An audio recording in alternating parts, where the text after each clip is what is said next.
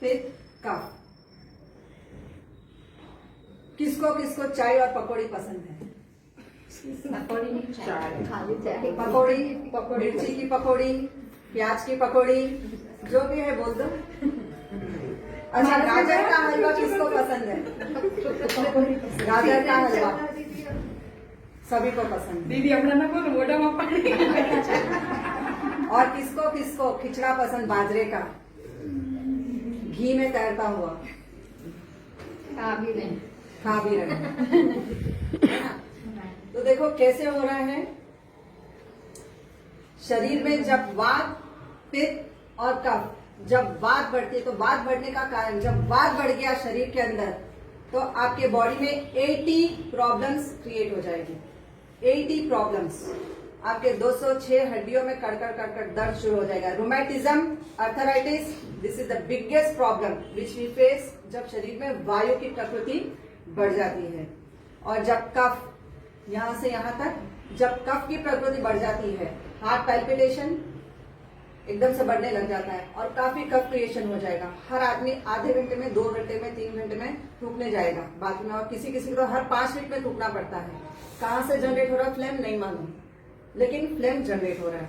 तो कफ की प्रकृति जब बढ़ गई तो 20 रोग एक साथ क्रिएट हो जाते हैं। 20 problems are created when the kapha increases in your body. और जब पित्त बढ़ गया, पित्त किसको बोलते हैं?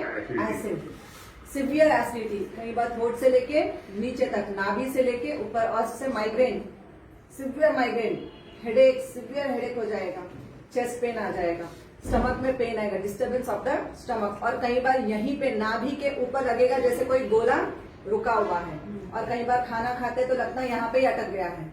It is not going down, जिससे आपको हिकअप शुरू हो जाते हैं, हिचकी आने लग जाती है, indigestion, suddenly loose motion, suddenly constipation, right. तो ये सारी प्रॉब्लम्स हमारी शुरू होती है वात, पित्त एंड कफ के साथ। 3 बॉडी के पार्ट्स हैं, first, second, third. First part जब डिस्टर्ब हो गया, इंसोमिनिया प्रॉब्लम, जब वायु बढ़ जाती है तो इंसोमिनिया की सबसे बड़ी प्रॉब्लम आती है, नींद बिल्कुल नहीं आएगी, शोल्डर में पेन बढ़ जाएगा, आपका हैंड का मूवमेंट नहीं होएगा, ऊपर तक आपके हाथ नहीं जाएंगे, शोल्डर में रुकावट आती है, जब आप करने जाते हो एक्सरसाइज, आपकी एक्सरसाइज नहीं हो पाती है। Arms will start paining, muscular pains. जब कफ की प्रकृति बढ़ जाती है तो आपके चेस्ट में सिवियर पैल्पिटेशन बढ़ जाएगा।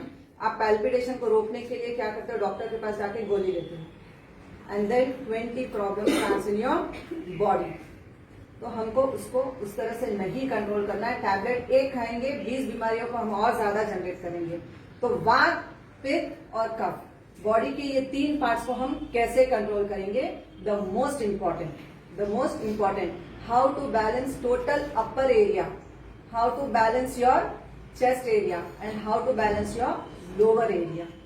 पोस्ट मेन्स्ट्रुअल सिंड्रोम, PMS, जब वायु की प्रकृति बढ़ जाती है शरीर में तो सबसे ज्यादा लेडीज को ये प्रॉब्लम होती है। पोस्ट मेन्स्ट्रुअल सिंड्रोम में एंजाइटी बढ़ जाएगी, एकदम छोटी छोटी बात में मूड स्विंग होने लग जाएगा, चिल्लाना, हर छोटी बात में चिल्लाएंगे, एग्रेसिवनेस बढ़ जाएगी, इरिटेशन बढ़ जाएगा, पर्टिकुलर इन फीमेल्स। तो PMS का जब प्रॉब्लम आता है तो यू हैव टू रिमेम्बर कि मेरी वायु कहीं पे बढ़ गई है, तो मुझे बहुत स्मूथली उसको कंट्रोल करना है। हाउ टू फाइंड आउट वात, पित्त एंड कफ?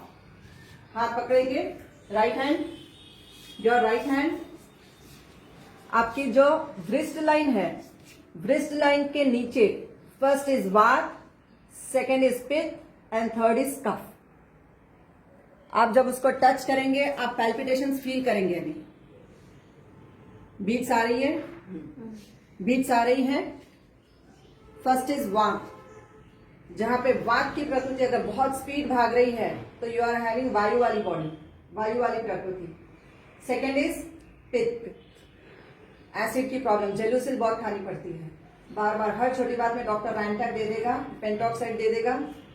और अगर जिसको कफ की प्रकृति है, दैट इज के, वात, पित्त एंड के, जब कफ की प्रॉब्लम होती है तो बेनाड्रिल। लेकिन आपको ये मालूम ही नहीं है कि बेनाड्रिल पीने के बाद कितनी प्रॉब्लम्स होती है। आपने खाली गला तो ठीक किया, लेकिन माउथ में अल्सरेशन स्टार्ट हो जाते हैं, स्टमक के इंटेस्टाइन में अल्सरेशन होंगे, जहां तक आपको गैस्ट्रो तक भागना पड़ेगा, एशियन तक भागना पड़ता है. 1 bottle of Benadryl will create so many problems, so many side effects. So be careful. Emergency में कभी पीना पड़ गया, that is different thing. हम उसके खिलाफ में नहीं है, लेकिन हम अपने बॉडी को बैलेंस कर सकते हैं with 1 single point. You can cure your 80 plus 40 plus 20, 140 diseases by pressing only 1 single point. अगर डेली आप इसके ऊपर मसाज दे देते हो 1 single point पे, आपकी वात, पित्त एंड कफ, वात, पित्त, कफ, ये तीनों को आप बैलेंस कर सकते हो साथ में.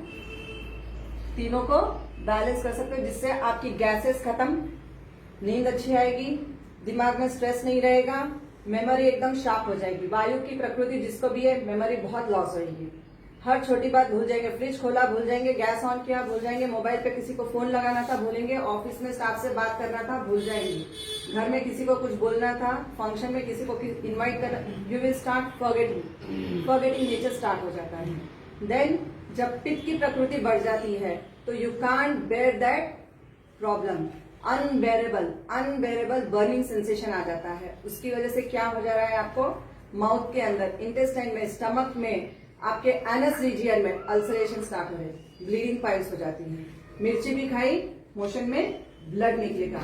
टेस्टिकल्स में वेरिकोसल वेन्स की प्रॉब्लम स्टार्ट हो जाती है, छोटे छोटे नॉड्यूल्स की क्रिएशन हो जाती है. तो यू हैव टू रिमेम्बर कि वात, पित्त एंड कफ. वात से 80 प्रॉब्लम्स, पित्त से 40 प्रॉब्लम्स एंड कफ से 20 प्रॉब्लम्स. तो how to clear this 140 problems from your body. Vata, pitta, कफ. कफ जहां पे कंप्लीट हो रहा है, इसको देखो सेंटर, वात, पित्त एंड कफ. तो आपका जो रिंग फिंगर था वो और आपका थंब दोनों को मिलाएंगे, मिलाया, सेंटर पोर्शन मिल गया, एग्जैक्ट सेंटर पोर्शन कफ के बाजू में. Yes, 2 fingers down, that is वात एंड पित्त से 8 फिंगर नीचे. उसको आप 30 सेकेंड्स के लिए प्रेस करेंगे. 1 क्लॉकवाइज, 2 3 4 5 6 7 8 9 10. अगर आप इस पॉइंट को 30 seconds morning, 30 seconds evening press करते हो, तो आपने 3 चीज को, वात, पित्त और कफ को टोटल अपने कंट्रोल में ले लिया. That control button is in your own hand.